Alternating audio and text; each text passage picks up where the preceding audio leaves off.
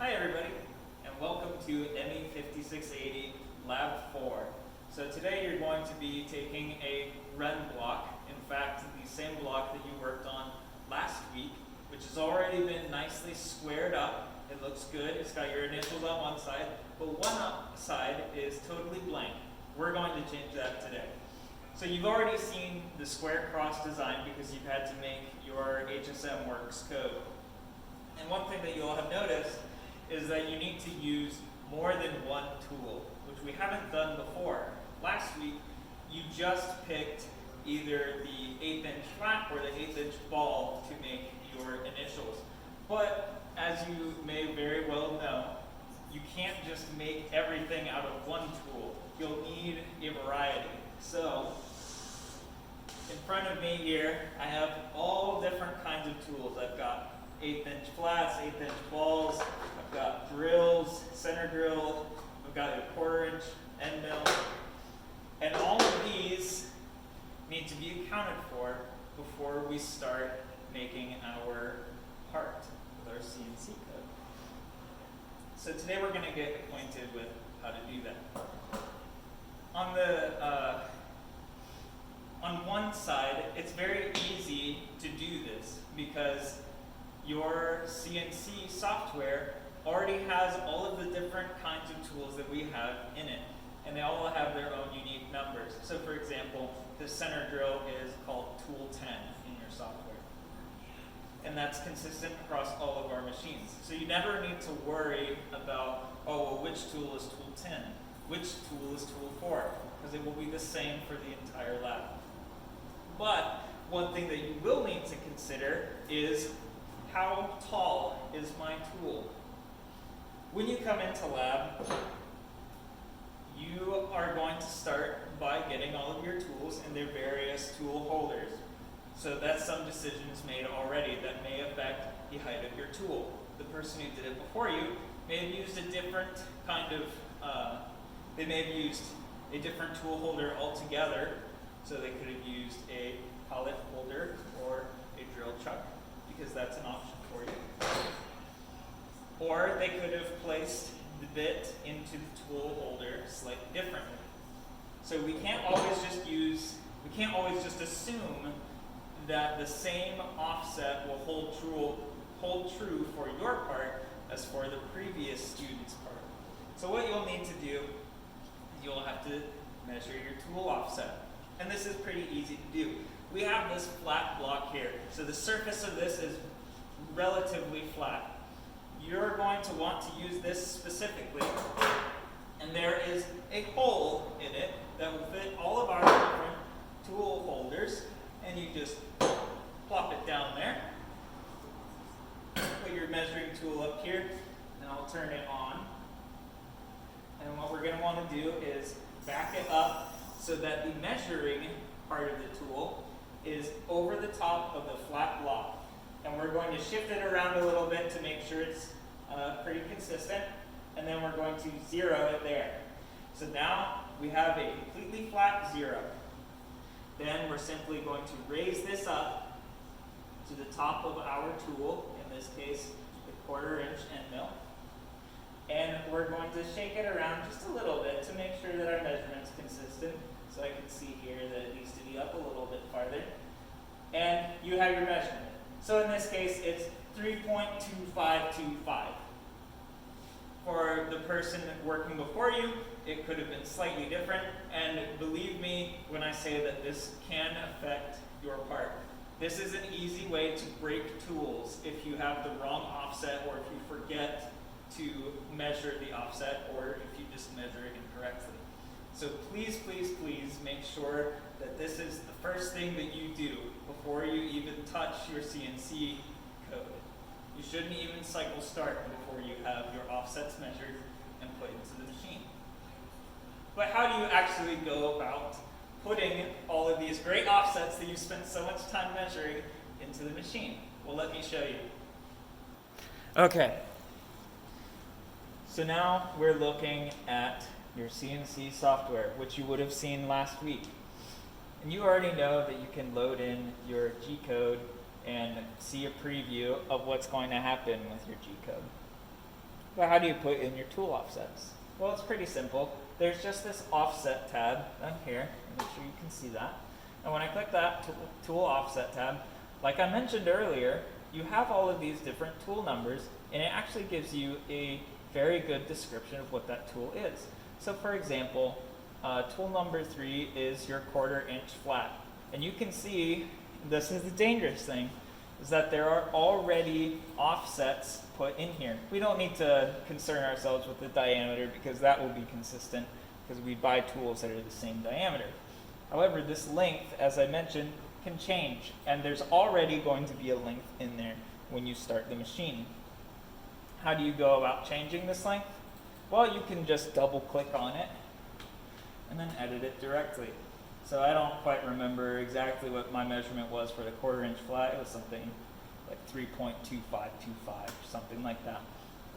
For the sake of this demonstration, not terribly important, but now you know how to put those tool offsets in.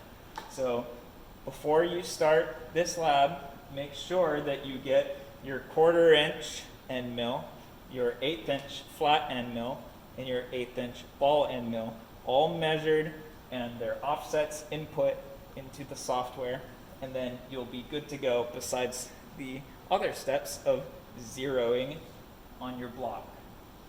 All right, so some unique information about this lab. Last week, when you did your initials, you probably chose to zero off of one of the corners of your block. However, we're not going to take that same approach with this one. Instead, what we're going to do is we're going to assume that, we don't really know anything about the sides of this block, and we want to make sure our design is totally centered. So how can we overcome that? Well, we can make our 0 the exact center of the block. That way, our design will be totally mirrored about the part, no matter what the actual dimensions of the block are. So it's a pretty straightforward process, I would say. So first, as always, we're going to set our edge finder to 1100 RPM, so it's spinning at an acceptable rate. So it spins up. We're just going to give it a little flick so that it's not lined up, so you can see when it starts to find the 0. And what we're going to do is something that you did last week. We're just going to come up on the side of the block and get kind of close to it. So that's a little too close. And with that again. And now I'm just gonna take some steps, and I see it starting to line back up. And I'm going to wait for it to break. And there it is. So I'm going to 0 my X here on the left side. And then I'm going to choose to come up. And I'm going to come to the bottom here so that I can 0 in the Y direction. And you might be asking yourself, this looks basically like what you said we weren't going to do this week, which would be centering from the bottom left corner. Well, you might also have figured out that if we come from the sides, then we can find the center point. So if I come from this left side and I 0 here, and then I come to this right side for the X, I know that this now is the length of the block, and the center is just half of the length. So I'll just take the length of the block and divide it by 2, and I'll do the exact same thing for the Y. So then I come over here. So we're gonna grab our X here.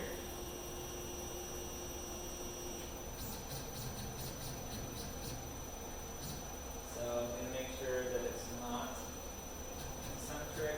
I'm getting closer, change it to thousandths, and it's looking pretty centered, waiting for it to break. And there it is. So now your instinct might be to say, okay, 0 here. But that's not what you are going to do.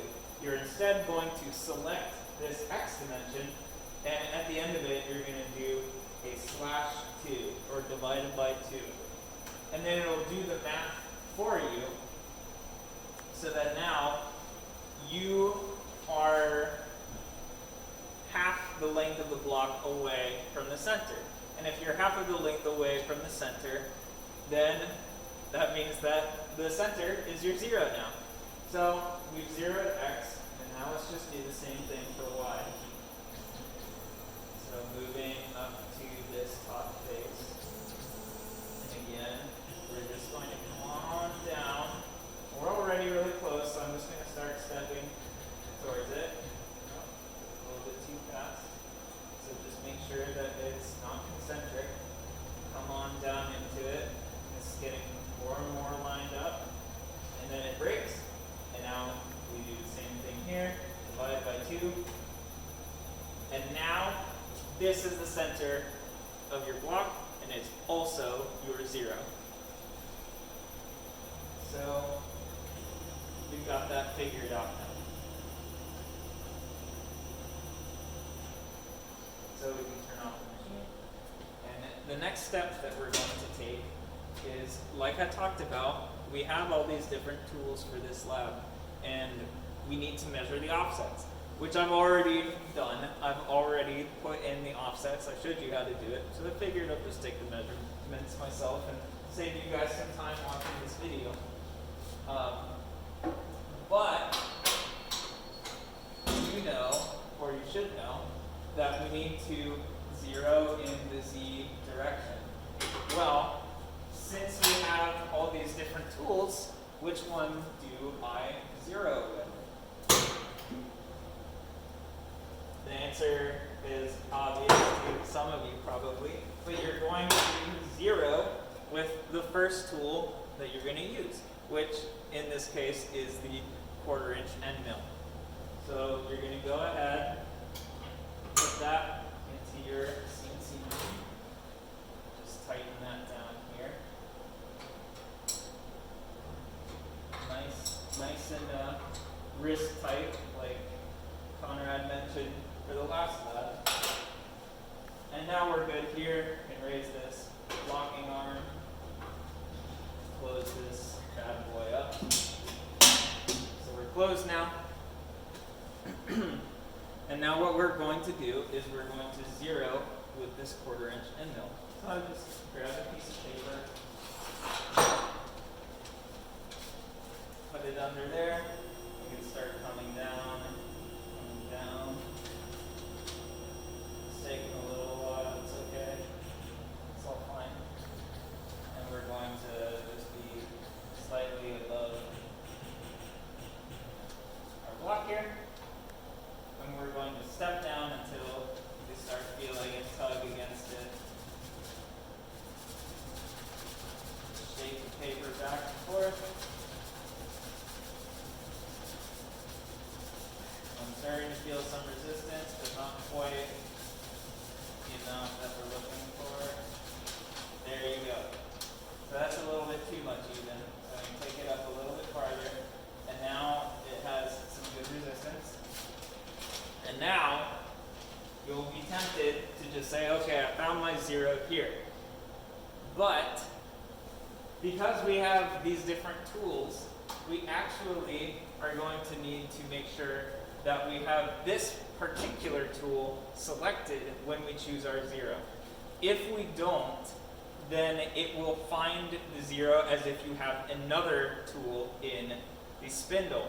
And if you do that, then once your program starts, it'll say, okay, I originally had tool 8, and I know the 0 for that because the user just told me what the 0 was. So now that I'm switching to tool 3, which is your 1/4 inch end mill, I'm going to take the difference between their offsets and make that my new 0.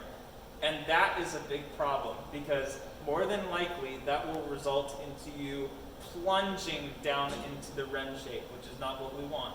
So what you're going to do before you choose to 0 this is you're going to come down into this corner here, and it says T and then a number. You're going to change that number, in this case, to T3. But whatever tool you're going to use, you would just change it to that number. And now I can come over to this 0, hit 0, and as you already know, we need to account for the thickness of the paper, and we do. Let's just hit enter, and now we are all zeroed up. So we're ready to start machining, and we'll just have a time lapse of that so that you can see what's happening.